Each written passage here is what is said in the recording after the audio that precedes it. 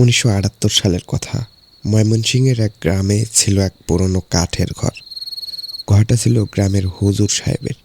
খুব ধর্মপ্রাণ, সৎ মানুষ। কিন্তু তার একটি অদ্ভুত অভ্যাস ছিল। রাতে ঠিক 2টো বাজলেই তিনি উঠতেন, জানালার পাশে দাঁড়িয়ে কিছু একটা শোনার চেষ্টা করতেন। তার স্ত্রী বহুবার জিজ্ঞেস করছেন, রাতে বারবার কি শুনতে পাও?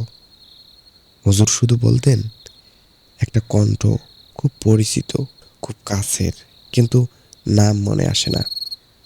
তখন সবাই ভাবতো এটা হয়তো তার কোনো মানসিক চাপ।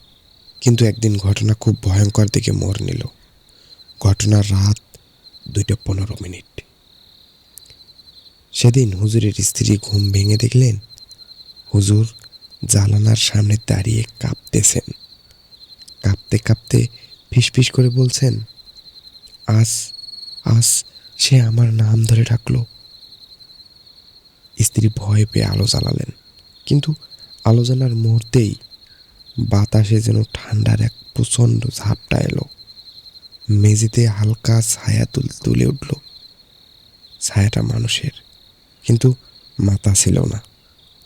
হুজুর হঠাৎ জ্ঞান হারিয়ে পড়ে গেলেন। পরদিন সকালে তিনি শান্ত হয়ে বললেন, যে আমাকে ডাকছিল সে মৃত। আজ থেকে 30 বছর আগে এক বন্ধুকে আমি কথা দিয়েছিলাম রাত 2টার দিকে তাকে তুলে দেব, কিন্তু সে সেদিন রাতে নদীতে ডুবে মারা যায়। তার চোখে পানি চলে এলো।